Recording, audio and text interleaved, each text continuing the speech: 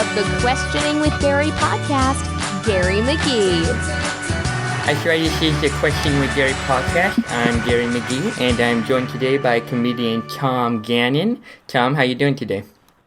I'm great. How are you? I'm doing well. You're a stand-up comedian, right? Do a lot of stand-up? Yes, I'm a stand-up comedian. So how'd you get started with doing that? I've talked to people in the past about stuff like that, but, everyone has a different journey. Yeah, so in high school, I was on the cross-country team, and I would always run past this comedy club that was right by my high school. And I always was like, I kind of want to do stand-up, but I, never thought I'd actually get around to it. And then the comedy club, was going to close, and they had literally advertised their last open mic ever. And I was 16, and I was like, this will be the last time I'll ever get the chance to do stand-up. And so I did it. And then people were like, oh, no, there's lots of places all over. So where was that? What city were you in back then? That was in Naperville, Illinois, at a place called the Comedy Shrine. Okay, so I'm going to guess that there weren't too many places you could do it over there. Is that right? I mean, it was a 30-mile drive to the city, so if you were willing to put up with the traffic, then there were a lot of places, but I was 16 and not allowed to drive to the city. So, there were maybe one or two comedy clubs that I could go to. So how long ago was that? That was, 6 years now, I guess. 6 years? So how are you doing now? So you're still doing it? You're still doing well? Still doing good? Yes, I am. I mean, everything seems to be, going the same. Not the same as it was 6 years ago, but I'm still doing stand-up. I'm still enjoying it. I've done lots of shows, done lots of fun, open up for fun people, done a lot of other comedy fun experiments, the works. Right, so 825 Albert Comedy. Yeah. Right. So I ran a comedy show outside of my house in Lansing, Michigan when I went to college. That, I tell people, is the coolest thing I've ever done probably and ever will do. So I've already peaked. But that was a really fun show because what happened was that, we had a comedy club in town, but the comedy club was not anywhere near the college. Mm-hmm. And then that comedy club, college students never really went to it. And then it closed down, and so the whole idea of, you shouldn't have a show on the weekends because it might conflict with the club show, that idea went away with the club closing down. But you can't find a bar that will take their Friday nights are when they get people.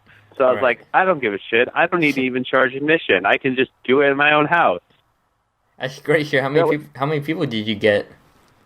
We would cram. I lived in a kind of small house, so we would cram 50 people inside the house, and then it was Michigan, so on any warm day, any mildly not cold day, we could probably get 30 more outside looking through the window. That sounds like you violated some building codes back then. Oh, certainly. I am 100% was afraid because we lived on a semi-busy street. Police drove by all the time, but they were out to stop more drunken hooliganism than a bunch of polite college students sitting down and listening to somebody. Yeah, I would think so. Have you ever had to deal with a heckler on stage or even at your house, I guess? Well, I mean, the thing about the house is that everybody's so close together that everybody who comes to a house show is very artsy and kind of knows the standard don't heckle thing in comedy. Right.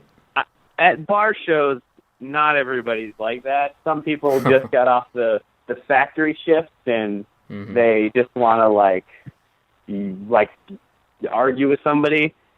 I've had a few hecklers. Usually they're not malicious. They think they're adding to the show. They're doing what they're supposed to do. And most comedians who have done it for any somewhat long time will tell you, you can sort of just make fun of them once and maybe 70% of them shut up. And then after that, the show can devolve depending on the comedian. Yeah, I've seen some clips of some comedians dealing with the heckler and just absolutely destroying them. You know, if they're that quick. Well, yeah, and that's the thing. Because people see these clips, they think they're doing a service to the comedian. Sometimes they're like, "Oh, I'm making your act better," but like, really, you're not. Like, yeah, I guess I can see that. Most people don't want to, like, I don't know. You know, a lot of comedians put a lot of work into writing their material, and like they want to say these things that they really meticulated, and they want to say it this way, and then, you know, imagine you get a 5-minute set, and then some dude just decides, I'm going to make this about me now. I can see how that's annoying. So, so when you write your material, where is that coming from? I pretty much try and draw inspiration. I don't know. This is the worst answer in the world, but it's like I draw inspiration from my real life. You know. Yeah. I think like I will discuss my experiences and things and my feelings and see, like, I guess, like, honestly, I can give you also the second worst answer, which is it literally comes from everything. Like, the way I write is I pick a topic. Like, it could be anything from, like, bowling to anywhere, like, you know, loneliness or the future. And I just write about it and, like, continuously and don't stop for 30 minutes. And I tend to find something that I can latch onto. A lot of times one-liners come out of it, and that's when they go on my Twitter account. And then if I get, like, tried and true ideas, like things I think that are funny and can last for a long time, like can have a good, like, almost like a funny thesis statement. Like, my most recent one that I'm sort of working on is, I realized, like, I wrote about Facebook or something, and I realized that a lot of people were taking Facebook, like taking a break from Facebook. They were like, I'm going to take a month off from Facebook. I've seen a lot of that. I literally thought to myself, like, I love Facebook. And I literally thought genuinely in my head, I was like, I want to take a break from real life.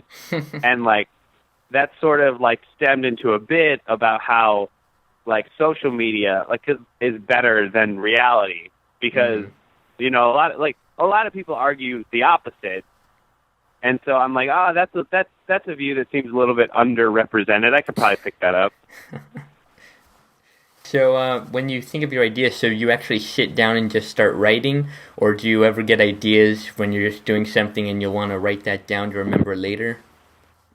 Oh, I've certainly gotten that. Like, I've certainly gotten, like, flashes of random, that would be really funny. I could use that in my act. One of the times that I, like, was almost certain that I would use that is I work at a job. I'm a math student. I'm a math PhD. And so my job involves working with a lot of people from other countries. And so as like a welcome to the job talk, one of our friends gave an hour lecture literally about the rules of football. And he didn't explain snapping really well. So I found myself having to explain exactly how the snap works in football. And, like, I just thought it, like, as I was saying it, I felt crazy because, like, I realized I was explaining the most insane thing to him like it was the most normal thing. Like, oh, yeah, the quarterback, he just literally sticks his hand, like, right there, and he's like, wait, literally just shoves them. What part of this are you not getting? Yeah, I guess when you grow up with that and with all the stuff and the culture, you don't realize how crazy it could sound to other people. Right, that's exactly it. And then, like, it's just making me realize that, like, things are normal. You just accept them as normal. Yeah. Like, normalness is a social construct, man. Yeah, exactly. So I want to go back to the first time you started stand-up. So sure. I heard from a lot of people that actually everyone I've talked to, everyone said they bombed on their first time. How do you think you did? I didn't do well, certainly. I got a few laughs. It was a lot different back then for me. I was trying to be I'd seen this British comedian named Jimmy Carr, and what he does is he gives very dark one-liners. Like, half the punchlines are he's a murderer, he's the rapist in the story, or whatever. And I was 14 when I first saw him. I ate that shit up. So, but I did what I thought was my big closer, and the big closer was it was in the style of Jimmy Carr, and that's what she said jokes are popular. So my joke was, don't you, I hear a lot of things in my real life that I could hear, that's what she said, and my big punchline was untie the chains and let me out of your basement, that's what she said. And I didn't tell it well, so nobody even got that I was telling a joke. And so I literally just walked off the stage. I didn't say goodbye or anything. I just literally walked off. And the host, who I still know today, was very polite about it. He was like, "Oh, what a great exit." Well, that was the place that was closing, right? So it didn't really matter at the Well, okay. On the other hand, they closed and then they reopened in the next town. So that was still the place to be for after they reopened. So do you tell a lot of offensive jokes? Do you ever have to deal with people who aren't a fan of, or who say they're offended by your jokes? To be honest, I don't. Mostly because I quickly realized at 16 that no one wants to hear what a 16-year-old has to say about sex or race relations. So at least in that, when I started, even though I tried to ironically remove one-liner guy at first, I didn't talk about anything that could be offensive. Yeah. A lot of it was because I would see literally in crazy people, people you would look at and and you'd be like, "Oh, you're literally crazy." Not your opinions are different than mine. No, insane people would give opinions, and it's just an extra line I had to cross that at 18 or whatever I didn't really want to. Yeah. Especially because the people who came out to my shows were my parents. Yeah, you wouldn't want to do something with them in the audience, huh? Yeah, and so I don't know. I never got that bad of flack for anything I've said, but on the other hand, I've never done anything I do jokes about going to Catholic school, and I make fun of Catholic school a lot, but that's pretty mild, though. Yeah. Yeah, nobody cares if you make fun of Catholicism anymore. Yeah. Oh. No, it's not a big deal anymore. So, you're talking about Jimmy Carr, so I assume he was one of your influences. For you, certainly. Yeah. So for you growing up, what was comedy like for you? Did you know it was something you want to get into? Well, in 7th grade, I heard this guy named Mitch Hedberg.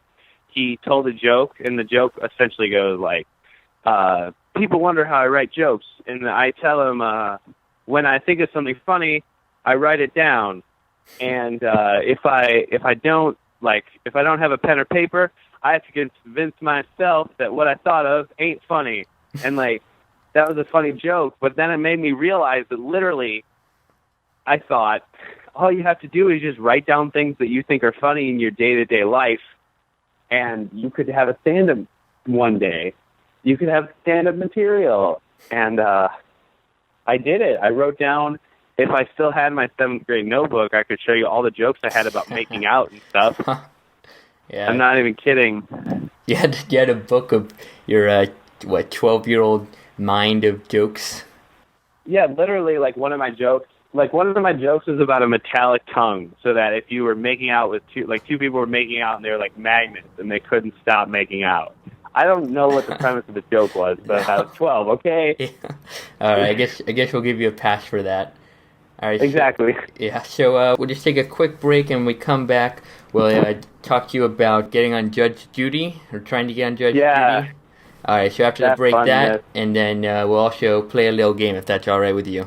Yeah, that's fine. Let's do it. All right, cool. So we will be back right after this break. Oh, hey, everybody. Gary here. I just want to remind you to check out questioningwithgary.com.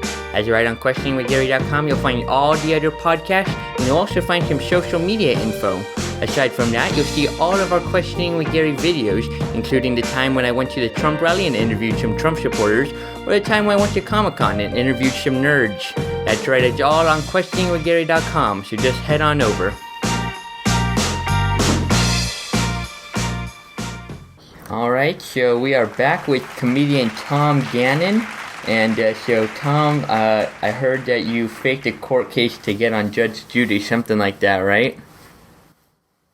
Yeah. Well, yeah. I mean, the court case was real.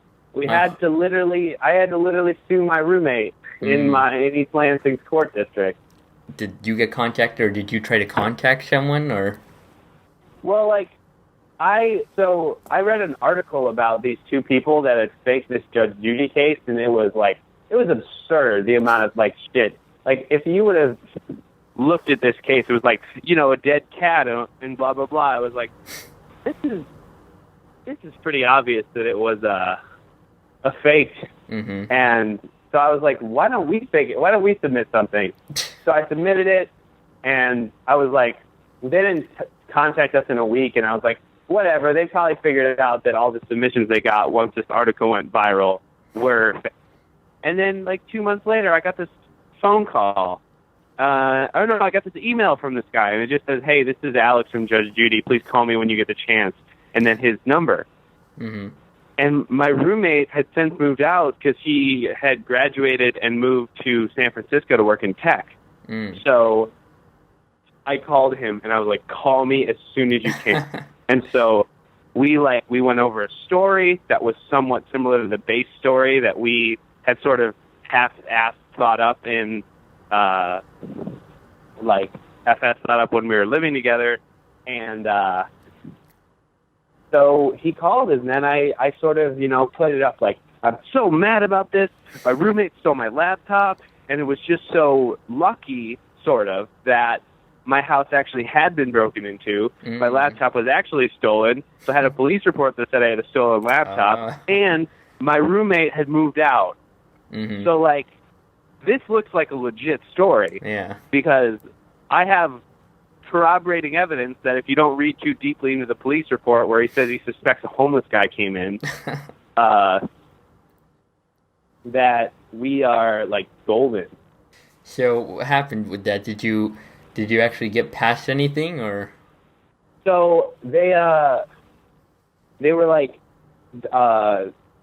the guy was like, "This is all circumstantial evidence, What you need is a witness. Did you happen to have anyone see what happened?"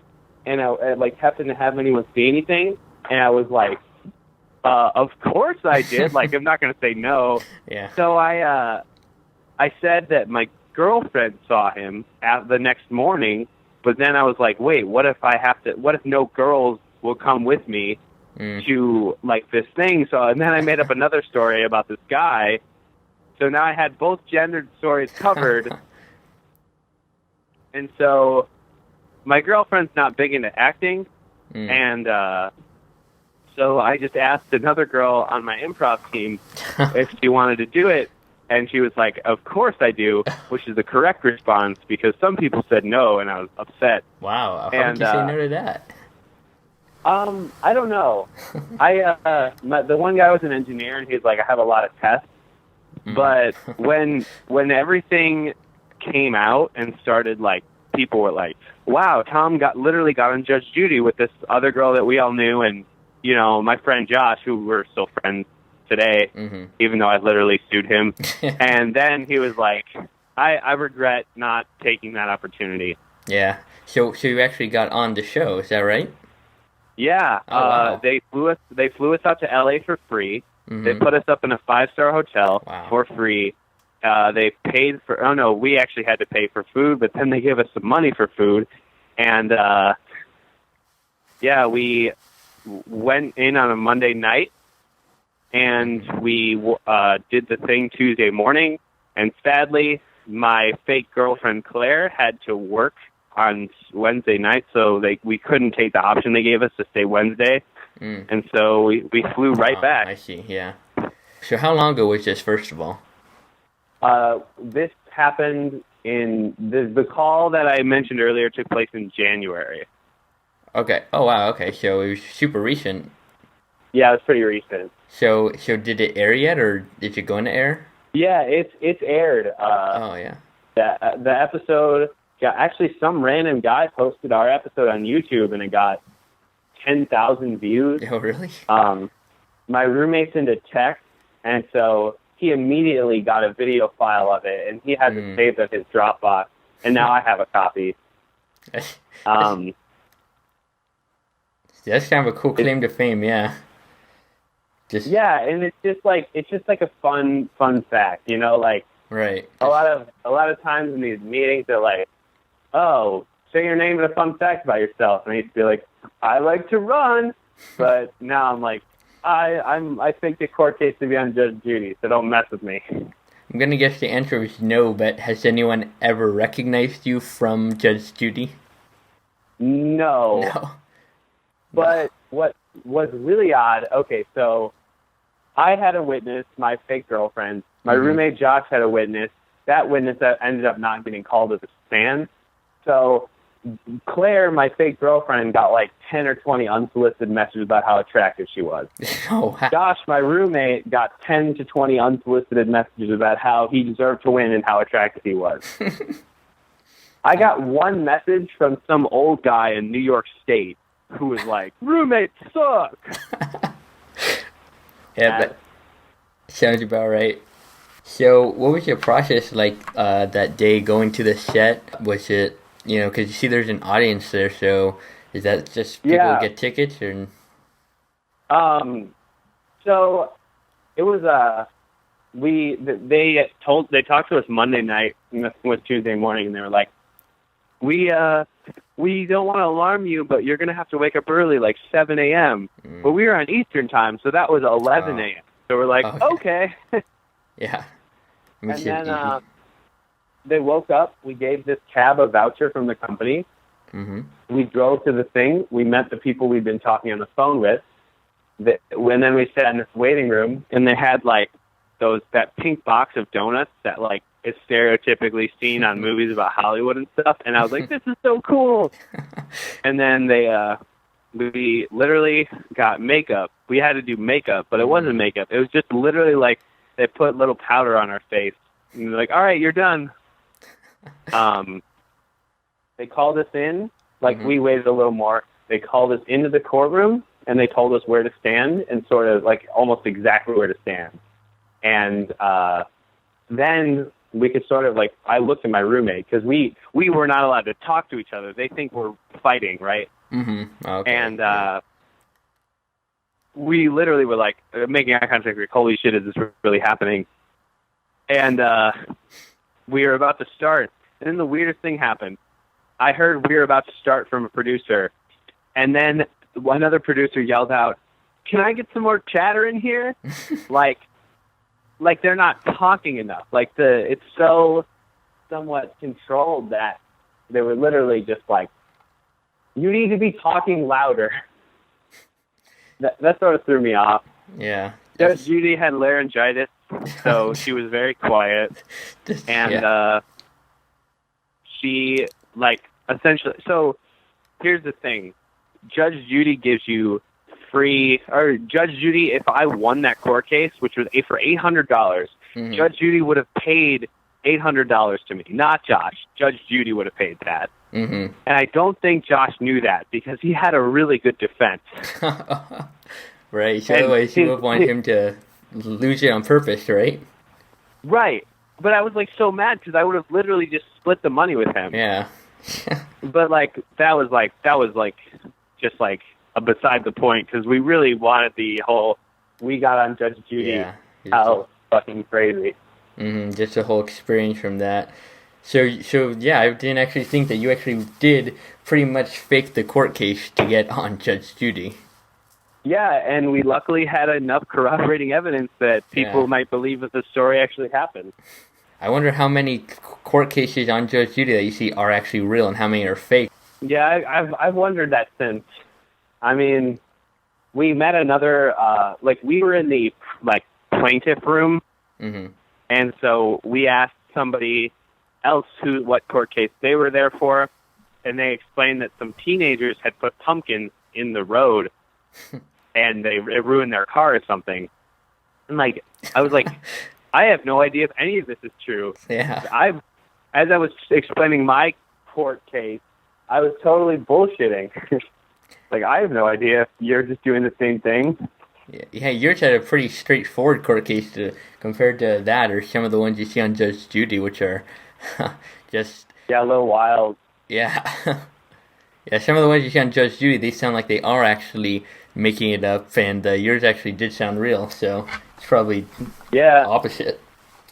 Speaking of real or fake, let's get into, let's play a little game here if you're ready. Yeah, let's do it. All right, so this one's themed on the presidential election. What are your thoughts on the election this year? I saw a great tweet, and my friend, a comedian, came up with the same thought.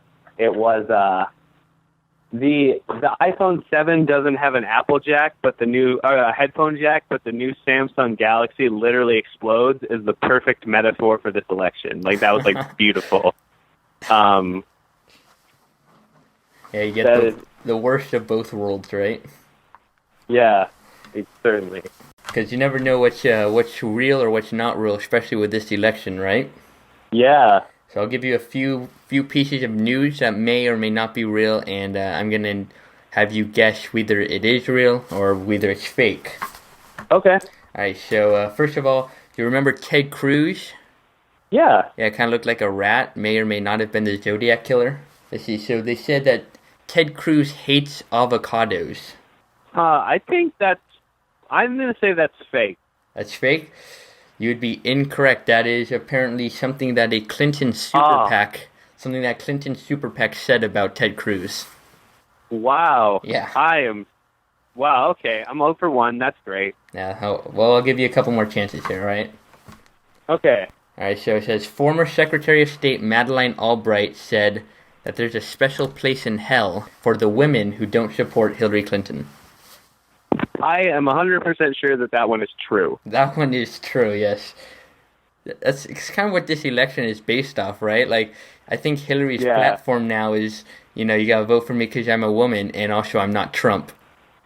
Yeah, I literally think those are her two strongest selling points. Yeah, you can make history and not in the country. Yeah, I think if she was up against anyone else, because of all the baggage she has, that'd be kind of tough for her. Yeah, I followed the primary somewhat closely, and it was great with Bernie and John Kasich, because it was if you put me up, the other party is going to elect Donald Trump or Hillary Clinton, and I'm I can surely beat them. But then nobody picked the ones that had could surely beat the worst one of the other party. You know what I mean? Yeah, I heard Bernie was polling way above Trump in the few polls they did. Yeah. I think some of the people who say anybody but Trump or anybody but Hillary mean it. They're not just using that as an excuse to vote Donald Trump. I think with Bernie it was interesting because you saw so many people. I think with him more than anyone else, bumper stickers or just campaigns for him, and then yeah, and then the whole corruption thing with the DNC, which I don't know too much about that, but it looked like a lot of the people in the inside were really against Bernie. Yeah. Yeah. So anyways, that's how you get to Clinton versus Trump now. So that's fun. Right. All right. So here, let's see here. Okay. So the Clinton camp officially issued a statement regarding the internet meme Pepe the Frog, calling him a white nationalist symbol. No way. I'm going to say that one's false. You think that one's false? Well, it turns out that one is true. Are you kidding me? Yep, that is true. It turns out just recently, and I actually saw a clip on CNN where the people on CNN said that same thing. Wow. What world are we living in where stuff like that is happening? Yeah. And here's the last one. Let's see, true or false. I just need to know if you think this is true or false. Right. Hillary Clinton is a lizard person. A lizard person. I'm going to say that one's certainly true. That one's... All right, well, you know what? We don't actually know the answer, so you may be right for all we know. Right. All right, so thanks again. It looks like everything here. Is there anything else you want to say? Anything you want to add? No, thank you so much for having me on. Yeah. In Austin, Texas, I'm in Cold Town Theater a lot. Awesome, and you can check out Tom Gannon on Twitter at @TheTomGannon. Is that correct? Yeah. All right, so sounds good. And once again, this is Gary McGee for Tom Gannon saying good day, good night, goodbye.